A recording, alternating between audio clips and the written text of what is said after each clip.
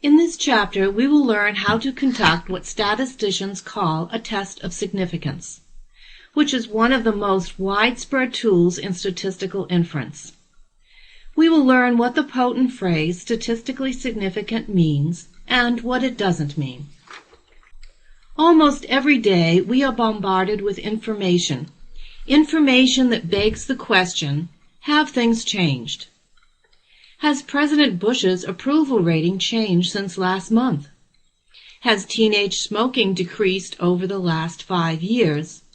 And even, did the Super Bowl ads result in increased sales? When North Carolina introduced a seatbelt law a few years ago, the rate of serious injury and death dropped from 4.7% to 3.8%. Now this is surely a lower rate, but not a lot lower. We know there is random variation and that the rate of serious injury and death will fluctuate from year to year. So is this decrease in the rate after the seatbelt law was passed due simply to chance? Statistics can help clarify ambiguous results such as this one. We can use something called a test of significance to measure the probability of getting a result purely by chance. Significant tests help us to determine whether a particular result is likely to be due to chance or whether some other factor is likely at work. Using significant tests, statisticians found that a drop in the serious accident rate as large as the one in North Carolina would happen less than 3 times in 100 if random variation was the only reason for the change. Well, that's pretty unlikely. So there is strong evidence that seatbelts save lives. The seatbelt example illustrates the reasoning behind all tests of significance. First, we will assume that nothing is going on. For me, the analogy to our legal system helps make the process clearer. When a person is convicted of a crime, the jury is instructed to assume the person is innocent and to keep holding on to this assumption while they listen to the evidence. When all the evidence is presented, the jury must then decide whether the evidence is strong enough to reject the assumption of innocence. Otherwise, they will fail to convict. Keep in mind that when juries fail to convict a person, this is very different from deciding the person is innocent.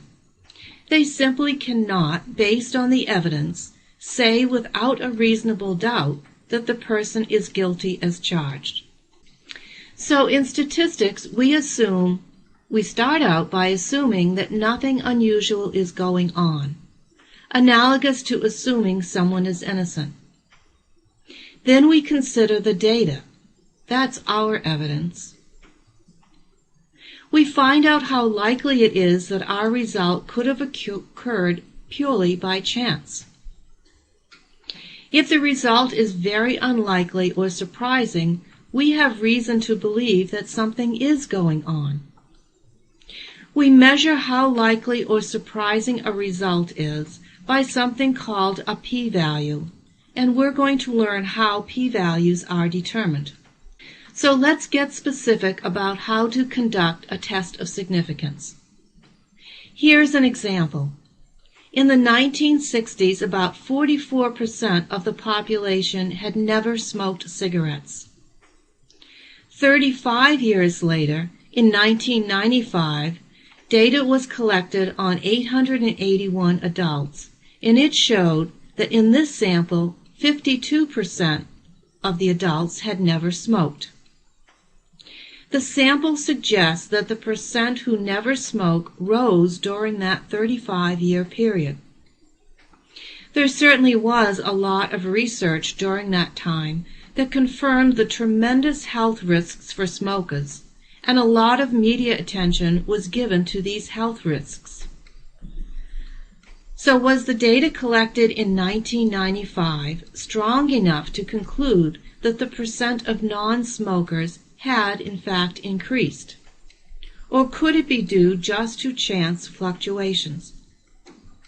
In a test of significance, the assumption that nothing is going on is called the null hypothesis and is written H subscript 0.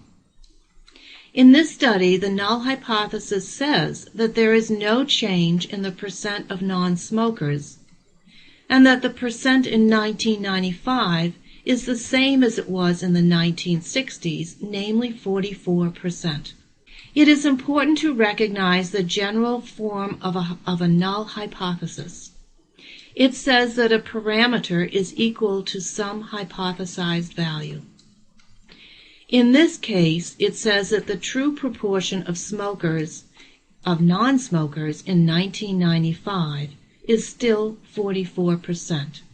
Nothing has changed since the 1960s.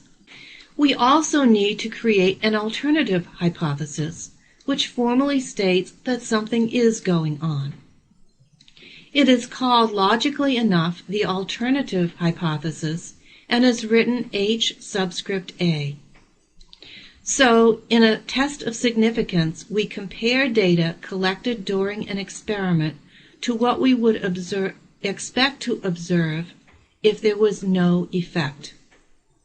This comparison gives us evidence either for or against the null hypothesis. Both the null and alternative hypothesis need to be expressed numerically. In this study, the null hypothesis states that the population proportion of non-smokers in 1995 is 44%, and the reasonable alternative is that it has increased and is now greater than 44%. Notice the null and alternative hypothesis are always stated in terms of the population parameter, not the sample parameter. Symbolically, we state P equals 0.44, not P hat equals 0.44. We do not test a hypothesis about P hat because we know what its value is. The value of P hat is 0.52. So how do we find the p-value, the probability that our result of 52% is simply due to chance and nothing has happened or nothing has changed? The proportion of non-smokers in 1995 is still at the 1960 level of 44%. We will go back to the sampling distribution of p hat. Our sample size of 881 is large, so we know that sample proportions will be normally distributed. We could calculate the z-score corresponding to a sample proportion of 0.52, the one observed in our study, and then decide if this was an unusual z-score. The familiar formula for how to create a z-score for a proportion is on the slide. So substituting 0.52 for p hat and 0.44 for p, we arrive at a z-score of 4.78. Now that is almost 5 standard deviations above the mean. It is extremely unusual. In fact, if we use the standard normal calculator, we could determine and announce that the chance of arriving at a z-score this large is almost 0. And that is exactly what we will do on the next slide. And this probability is called the p-value. So after calculating a z-score based on our data and the hypothesized p-value, we need to find the probability of getting a z-value at least this extreme. This probability is called the p-value. Small p-values give evidence against the null hypothesis, whereas large p-values fail to give evidence against the null hypothesis. Suppose we find a p-value of a 0.01. What this means is there's only a 1% chance that a result was due to random fluctuation. It is likely something else is at work. It is important to note that we never actually prove a null hypothesis is wrong.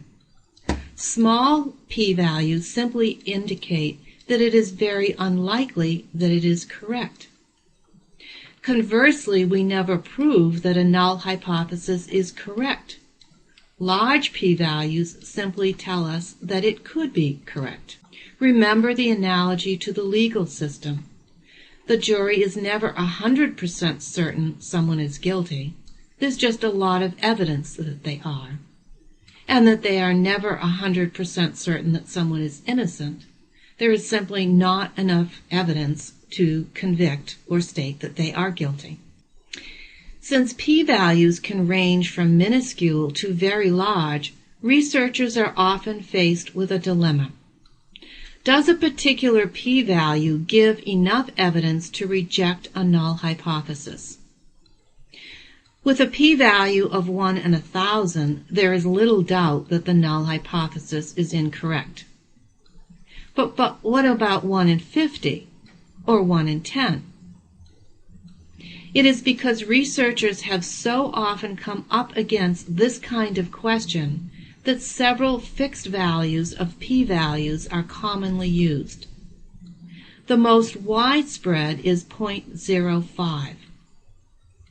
This means a result would be expected to occur only 5% of the time if the null hypothesis was correct.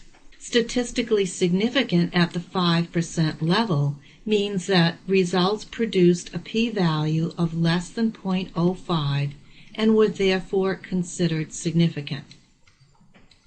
It's important to pick a p-value appropriate to the situation. Suppose you are doing research on a new cancer therapy. Because your research could affect thousands of people, you might decide that a significance level of 0.05 is not good enough.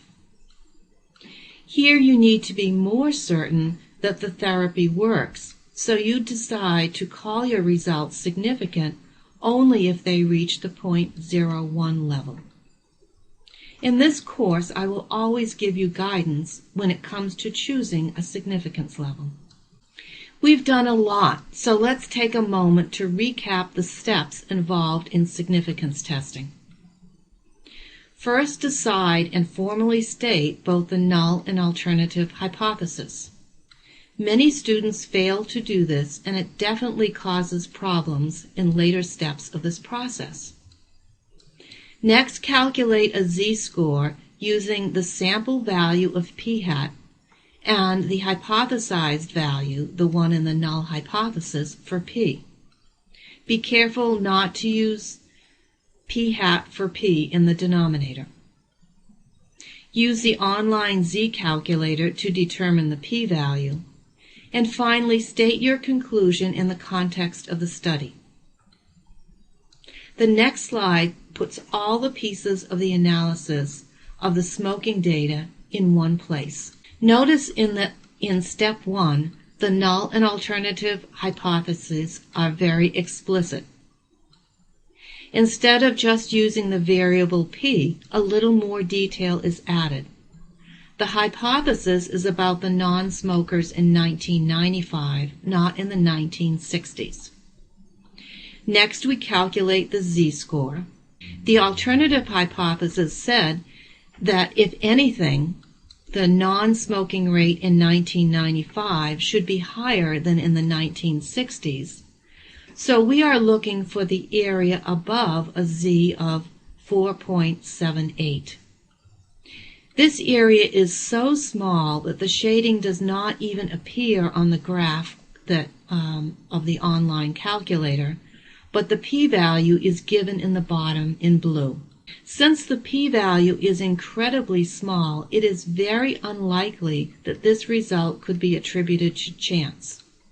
So we decide to reject the null hypothesis and go with the alternative. We conclude that the proportion of adults who never smoked in 1995 is higher than it was in the 1960s. It is very important that when you decide to reject the null hypothesis, you quote the p-value. This lets the reader know how likely it is you reached the wrong decision in rejecting the null hypothesis. Sure, it is possible that nothing has changed since the 1960s, but the likelihood that this is the case is considerably less than 1%. As a final detail, we could use the procedures from Chapter 7 to establish a 95% confidence interval for the percent of adult non-smokers in 1995.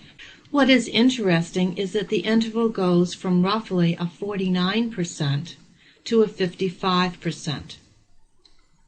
Since in the 60s only 44% of adults were non-smokers, and this interval contains values that are strictly larger than 44%, we again have evidence that the percent of non-smokers was higher in 1995 than in the 60s.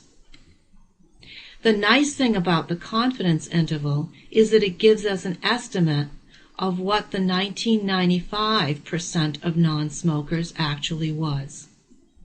In general, every time you reject a null hypothesis, it's a good idea to follow it up with a confidence interval estimate. Then you have a complete picture of the situation.